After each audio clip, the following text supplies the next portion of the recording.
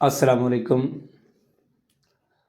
آج میں آپ کو بتاؤں گا کھانا کھانے کا سنت طریقہ کیا ہے۔ جیسے نبی پاک صلی اللہ علیہ وآلہ وسلم کھانا کھاتے تھے، وہ میں آپ کو طریقہ بتاؤں گا۔ آج کل لوگ کھانا کھاتے ہوتے ہیں، ساتھ موبائل چل رہا ہوتا ہے، کھاتے ہوتے ہیں، ساتھ LCD ڈرامے ٹی وی وغیرہ چل رہے ہوتے ہیں، تو ساری نظر ان کی ادھر ہوتی ہے۔ تو ایک دفعہ تو یہ ہوا کہ کھانا کھا رہا تھا بندہ، تو اس کی کھانے میں چھپکلی گر پڑی کہیں چھت سے، تو وہ گری سالن میں، تو وہ ویسے ہی نوالا توڑ کے تو اس کو کھانے لگا۔ تو کہتا ہے یہ کیا میرے ہاتھ میں آ گیا؟ تو دیکھا تو چھپکلی تھی۔ تو اس کی نظر جو ادھر تھی، اس کو پتہ نہیں تھا کہ میں کھانے میں کیا کھا رہا ہوں۔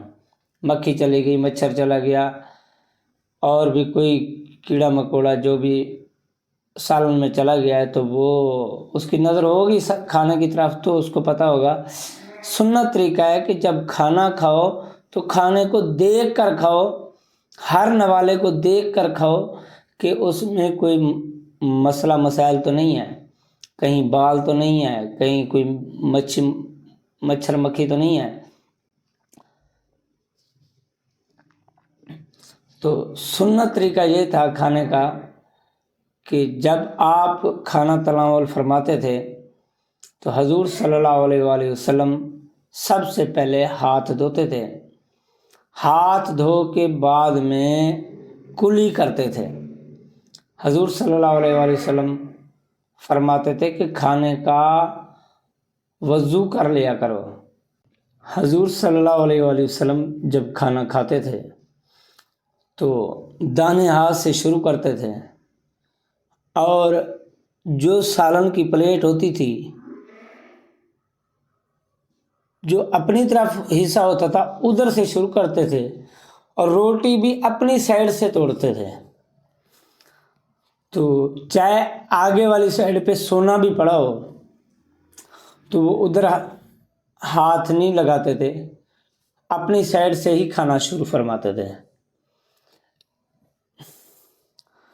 تو حضور صلی اللہ علیہ وآلہ وسلم کھانے کو دیکھتے ہوئے دیکھ کر کھاتے تھے، اور بسم اللہ الرحمن الرحیم پڑھ کر شروع کرتے تھے۔ تو آپ کو چاہیے درود و سلام پڑھ کے، بسم اللہ پڑھ کے پھر کھانا شروع کریں، تو اللہ تعالیٰ اس کھانے میں بھی برکتیں عطا فرمائے گا، اور ہمارے لیے اس کھانے کو باعث برکت بنائے گا، اور اس کھانے میں اتنی برکتیں ہوگی کہ ہمیں جو چھوٹی موٹی تکلیفیں ہوگی ان سے شفا کاملہ نصیب ہوگی۔ تو ہم نے کوشش کرنا ہے اچھے سے اچھا طریقہ اپنانے کا، اور جب کھانا تناول فرما لیتے تھے تو آخر پر حضور صلی اللہ علیہ وآلہ وسلم پانی تناول نہیں فرماتے تھے۔ پانی شروع میں یا کچھ تھوڑی سی ضرورت ہوتی تھی تو درمیان میں، نہیں تو آخر میں پانی نہیں تناول فرماتے تھے۔ اور حضور صلی اللہ علیہ وآلہ وسلم جب کھانا کھا لیتے تھے تو جو سالن والا برتن ہوتا تھا اس میں پانی ڈال کر اس کو ہلا کے پی لیتے تھے، اس کو بالکل صاف کر دیتے تھے۔